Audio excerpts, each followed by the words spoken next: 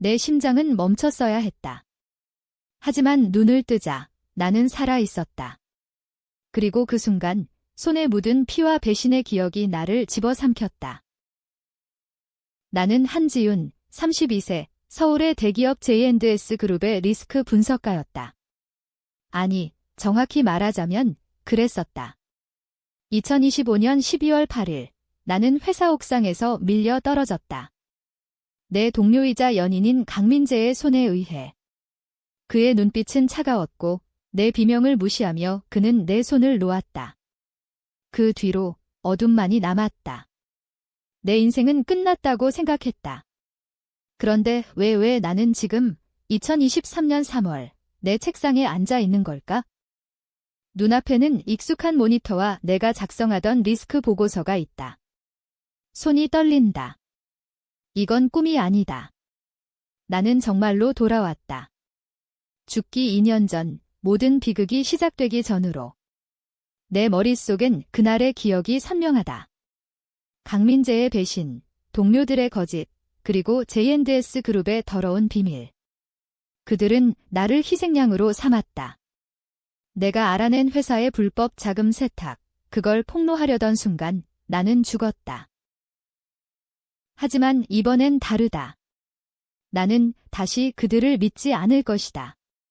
강민재, 나를 사랑한다고 속삭이던 그 남자. 김소연, 내 가장 친한 동료라 믿었던 여자. 그리고 이 모든 걸 조종한 J&S 그룹의 상무, 박준혁. 그들은 내 인생을 짓밟았다. 이번 생에선 내가 그들을 짓밟아 줄 것이다. 나는 숨을 깊게 들이마셨다. 책상 위에 놓인 커피잔을 보니 민재가 아침에 사다 준 아메리카노다. 지훈아, 오늘 좀 피곤해 보여. 이거 마셔. 라며 웃던 그의 얼굴이 떠오른다. 그 미소 뒤에 숨은 칼을 나는 이제 안다. 나는 커피잔을 집어들고 그대로 쓰레기통에 던졌다. 잔이 부서지는 소리가 사무실에 울렸다. 주변 동료들이 놀라 쳐다봤지만 나는 신경 쓰지 않았다. 지훈 씨, 무슨 일이야? 소연이 다가와 걱정스러운 척 물었다. 그녀의 목소리는 부드럽지만 나는 그 안에 숨은 독을 느낀다. 그녀는 민재와 함께 나를 배신했다. 내가 죽기 전 그녀는 내 보고서를 훔쳐 자신의 공으로 돌렸고 내가 폭로하려던 비밀을 박준혁에게 밀고 했다. 아무것도 아니야. 나는 차갑게 대답했다. 소연의 눈이 살짝 흔들렸다. 그녀는 내가 이렇게 반응할 줄 몰랐을 것이다. 이전에 나는 그녀를 믿었고 모든 걸 털어놓았다. 하지만 이제는 다르다. 나는 그녀의 약점을 찾아낼 것이다. 그날 밤 나는 집에 돌아와 거울 앞에 섰다. 내 얼굴은 아직도 생기 있었지만 눈빛은 달라졌다. 그건 복수심이었다. 나는 노트북을 열고 J&S 그룹의 비밀을 다시 파헤치기 시작했다. 이번엔 더 신중하게, 더 치밀하게. 내가 죽은 이유는 내가 너무 순진했기 때문이다. 이제는 누구도 믿지 않는다. 다음 날 회사에서 민재가 나를 찾아왔다. 지훈아, 어제 좀 이상했어. 무슨 일 있는 거지? 그의 손이 내 어깨에 닿으려 하자 나는 본능적으로 물러섰다. 그의 눈썹이 살짝 올라갔다. 왜 그래? 나한테도 말 못할 일 있어? 아니야. 나는 미소를 지었다. 하지만 내 미소는 차가웠다. 그냥 좀 바빠. 민재는 더 캐묻지 않았지만 그의 눈빛엔 의심이 스쳤다.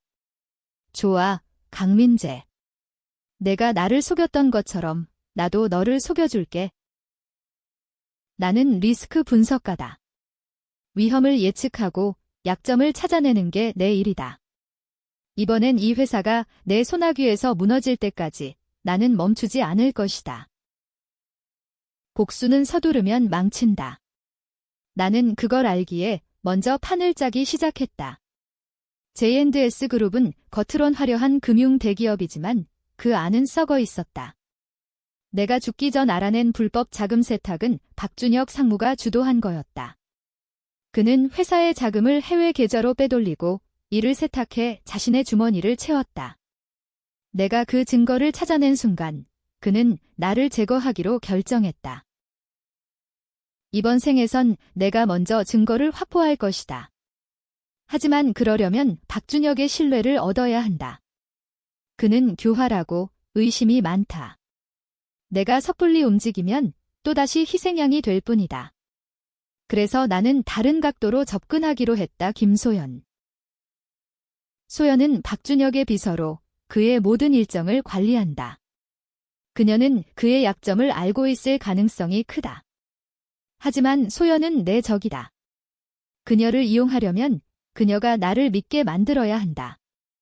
나는 사무실에서 소연과 점심을 먹으며 그녀의 허점을 파고들었다. 소연아, 요즘 좀 힘들지? 상무님이 워낙 까다로우셔서 나는 조심스럽게 말을 꺼냈다. 소연은 한숨을 쉬며 고개를 끄덕였다.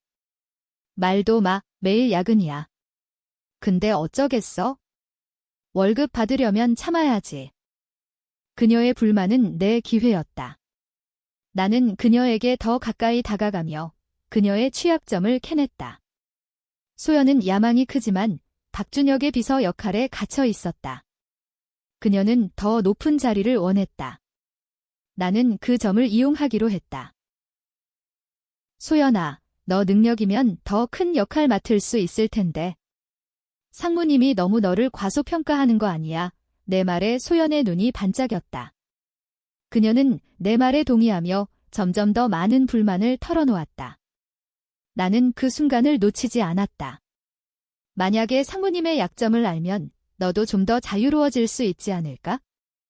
소연은 잠시 망설였지만 결국 입을 열었다. 사실 상무님이 비밀리에 관리하는 계좌가 있어? 나도 정확히는 모르지만 가끔 이상한 메일을 보곤 해. 그거였다. 내가 원하던 정보의 첫 단서. 나는 속으로 미소를 지으며 소연에게 더 다가갔다. 그런 거면 우리 같이 알아볼까? 너도 나도 이 회사에서 더 올라가고 싶잖아. 우소연은 고개를 끄덕였다. 그녀는 내가 자신을 돕는다고 믿었다. 하지만 그녀는 몰랐다. 내가 그녀를 이용해 박준혁을 무너뜨릴 계획이라는 걸? 그날 밤, 나는 소연이 준 단서를 바탕으로 박준혁의 비밀 계좌를 추적하기 시작했다. 해커 친구인 태현에게 연락해 도움을 청했다. 태현은 내 대학 동기이자 내가 믿을 수 있는 몇 안 되는 사람 중 하나였다. 그는 J&S 그룹의 서버에 침투해 박준혁의 메일을 해킹했다. 그 안에서 나는 충격적인 사실을 발견했다. 박준혁은 단순히 자금을 세탁한 게 아니었다. 그는 해외 마약 조직과 연계되어 있었다. 이건 내가 상상했던 것보다 훨씬 큰 비밀이었다. 하지만 동시에 위험했다. 내가 이걸 폭로하면 박준혁뿐 아니라 그 뒤에 거대한 조직이 나를 노릴 것이다.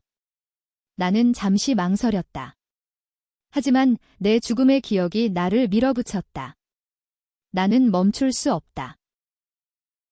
다음 날, 나는 민재를 만났다. 그는 여전히 나를 사랑하는 척하며 다가왔다. 지훈아, 오늘 저녁에 우리 둘만 시간 보내자. 그의 말에 나는 미소를 지었다. 좋아, 민재야. 하지만 내 머릿속엔 다른 계획이 있었다. 민재는 박준혁의 오른팔이었다. 나는 그를 이용해 박준혁의 약점을 더 파헤칠 것이다. 그날 저녁, 민재와의 데이트 중 나는 그의 휴대폰을 슬쩍 확인했다. 그의 메시지엔 박준혁과의 대화가 있었다. 한지훈이 뭔가 눈치챈 것 같아. 조심해. 그 문자를 본 순간 내 심장이 뛰었다. 민재는 이미 나를 의심하고 있었다. 하지만 나는 물러서지 않았다. 오히려 이건 기회였다. 나는 민재를 더 가까이 끌어들여 그의 경계를 무너뜨릴 것이다. 민재의 의심은 내가 예상보다 빨리 드러났다. 그는 점점 더 나를 주시했고 내가 사무실에서 하는 모든 행동을 체크했다. 하지만 나는 이미 그의 약점을 잡고 있었다. 민재는 야망이 크지만 박준혁에게 늘 눌려 있었다. 그는 박준혁의 신뢰를 얻기 위해 나를 배신했지만 그 자신도 박준혁에게 이용당하고 있었다. 나는 민재를 조종하기 위해 그의 자존심을 건드렸다. 어느 날 사무실에서 일부러 박준혁이 민재를 무시하는 모습을 과장해 이야기했다. 민재야, 상무님이 너 말 안 듣는 것 같던데? 너 정도 능력이면 더 대우받아야 하는 거 아니야? 민재의 표정이 굳어졌다. 그게 무슨 소리야? 아, 그냥 내가 들은 거론데 상무님이 너 말고 다른 사람한테 더 기대하고 있나 봐. 나는 거짓을 섞어 말했다. 민재는 화가 난 듯 보였지만 내 말에 넘어갔다. 그는 박준혁에게 불만이 쌓여 있었다. 나는 그 틈을 파고들었다. 민재야, 우리 같이 상무님 약점 잡으면 너도 더 올라갈 수 있을 거야. 나는 그의 손을 잡으며 속삭였다. 민재는 잠시 망설였지만 결국 고개를 끄덕였다. 그는 몰랐다. 내가 그를 함정으로 끌어들이고 있다는 걸? 한편 소연은 점점 더 내 편이 되어갔다. 그녀는 박준혁의 비밀 계좌에 대한 추가 정보를 주었고 나는 태현을 통해 그 계좌의 거래 내역을 확보했다. 그 안엔 마약 조직과의 수백억 원대 거래 기록이 있었다. 이건 J&S 그룹을 무너뜨릴 수 있는 결정적 증거였다. 하지만 아직 타이밍이 아니었다. 나는 박준혁이 스스로 함정에 빠지게 만들고 싶었다. 나는 소연에게 위험한 제안을 했다. 소연아, 상무님의 비밀을 폭로하면 우리 둘 다 이 회사에서 주도권을 잡을 수 있어. 하지만 조심해야 해. 상무님이 알면 우릴 가만 안 둘 거야. 소연은 겁을 먹었지만 야망이 그녀를 움직였다. 알았어, 지훈아. 나도 더 이상 비서로 살고 싶진 않아. 그녀는 내 계획에 동참했다. 나는 그녀를 믿지 않았지만 그녀의 욕망을 이용했다. 그날 밤 나는 태현과 함께 박준혁의 사무실에 몰래 침입했다. 그의 컴퓨터에서 추가 증거를 확보하기 위해서였다. 하지만 그곳에서 예상치 못한 것을 발견했다. 박준혁의 비밀 서류철엔 내 이름이 적혀 있었다. 한지윤 제거 대상, 그 옆엔 내 죽음의 날짜가 적혀 있었다. 2025년 12월 8일. 그 순간 내 손이 떨렸다. 그들은 이미 2년 전부터 나를 제거할 계획을 세웠던 거였다. 내가 비밀을 알아내기 전부터. 왜? 내가 뭘 잘못했지? 나는 그 서류를 사진으로 찍고 태현에게 말했다. 이건 단순한 자금 세탁이 아니야. 뭔가 더 큰 게 있어? 태현은 걱정스러운 표정으로 나를 봤다. 지훈아, 이건 너무 위험해. 그냥 경찰에 넘겨. 안 돼, 나는 단호히 말했다. 경찰에 넘기면 그들은 빠져나갈 거야. 내가 직접 끝낼 거야. 다음 날 나는 민재와 소연을 따로 만나 그들에게 박준혁의 약점을 일부 공개했다. 하지만 그들에게 모든 걸 말하지는 않았다. 나는 그들이 서로를 의심하게 만들고 싶었다. 민재는 소연이 나와 너무 가까워진 걸 불안해했고 소연은 민재가 박준혁의 충실한 개라는 걸 알았다.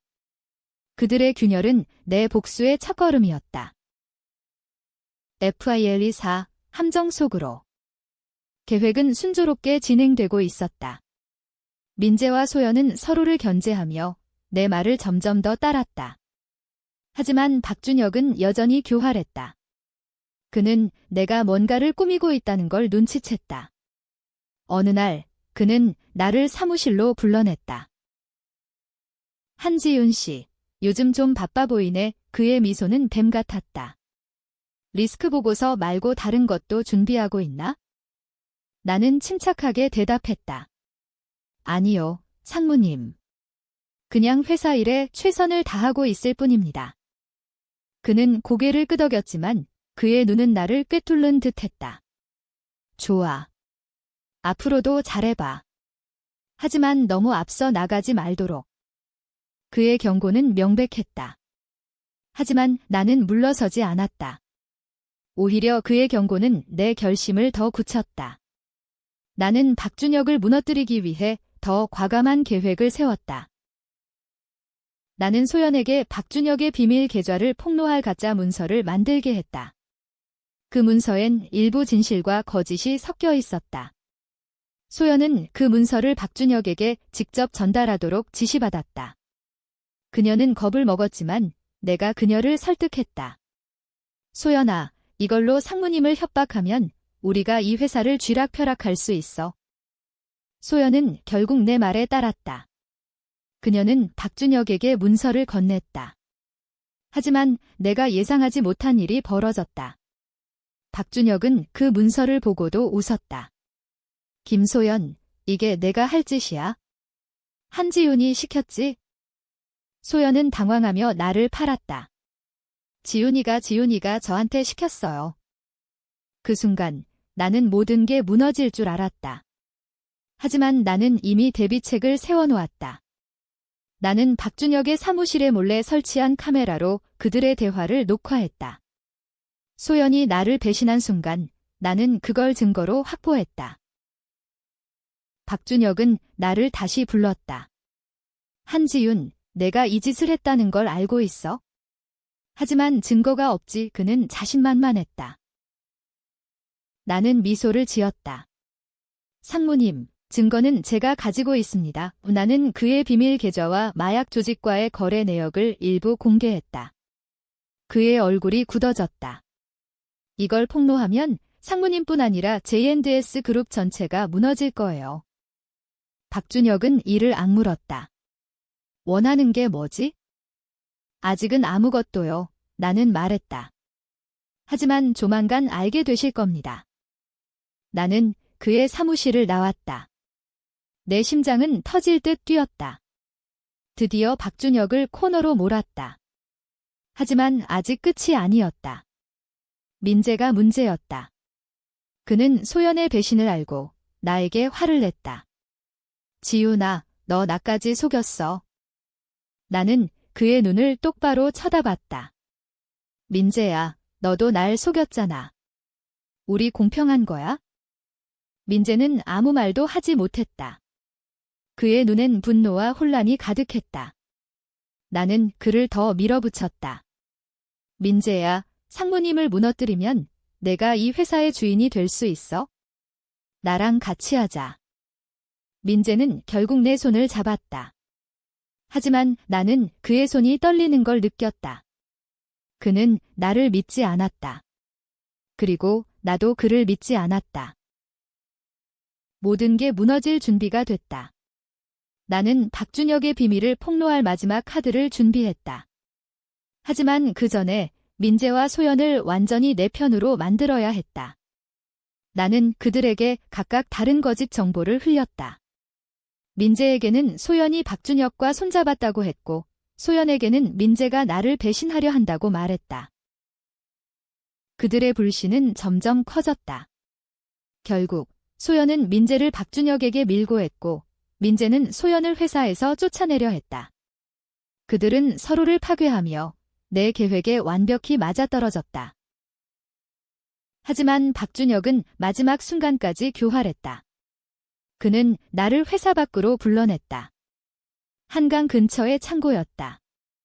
한지윤, 내가 원하는 게 뭐든 여기서 끝낼 수 있어? 그의 뒤엔 2명의 남자가 서 있었다. 그들은 마약 조직의 일원처럼 보였다. 나는 위험을 감지했지만 이미 물러설 곳은 없었다. 나는 태현에게 미리 연락해 경찰에 제보하도록 했다. 상무님, 여기서 날 죽이면 모든 증거가 세상에 공개될 거예요. 나는 침착하게 말했다. 박준혁은 웃었다. 너 하나 죽인다고 세상이 변할 것 같나? 그 순간 사이렌 소리가 들렸다. 경찰이 도착한 거였다. 박준혁의 표정이 일그러졌다. 그는 나를 노려보며 말했다. 너 이걸로 끝난 줄 알아? 경찰이 그를 체포하며 나는 안도했다. 하지만 그 순간 민재가 나타났다. 그는 총을 들고 있었다. 지윤아, 왜 날 이렇게 만든 거야? 나는 충격에 빠졌다. 민재가 이렇게 나올 줄은 몰랐다. 민재야, 진정해. 우리 같이 이겨낼 수 있어? 하지만 그는 고개를 저었다. 너 때문에 모든 게 망했어. 그가 방아쇠를 당기려는 순간 태현이 그의 뒤에서 그를 제압했다. 민재는 쓰러졌고 경찰이 그를 끌고 갔다. 나는 그 자리에 주저앉았다. 모든 게 끝났다. 박준혁은 체포됐고 소연은 회사에서 쫓겨났다. 민재는 감옥에 갈 것이다. 하지만 내 가슴은 여전히 무거웠다. J&S 그룹은 결국 무너졌다. 박준혁의 비밀 계좌와 마약 조직과의 연계가 세상에 공개되며 회사는 파산했다. 나는 새로운 삶을 시작했다. 태현의 도움으로 작은 컨설팅 회사를 차렸고 다시 리스크 분석가로 일하기 시작했다. 하지만 내 마음은 평화롭지 않았다. 복수는 달콤했지만 그 뒤엔 공허함만 남았다. 민재의 마지막 눈빛, 소연의 배신, 그리고 박준혁의 그 뱀 같은 미소. 그 모든 게 나를 계속 괴롭혔다. 어느 날 나는 한강변을 걷다가 민재가 좋아하던 카페 앞에 멈췄다. 그의 미소가 떠올랐다. 그가 나를 사랑했던 순간들이 진짜였을까? 아니면 전부 거짓이었을까? 나는 알 수 없었다. 그 순간 내 전화가 울렸다. 태현이었다. 지훈아, 새로운 의뢰가 들어왔어. 이번엔 큰 거야. 나는 미소를 지었다. 좋아, 준비할게. 복수는 끝났지만 내 인생은 계속된다. 나는 다시 일어섰다. 그리고 이번엔 누구도 나를 무너뜨릴 수 없다.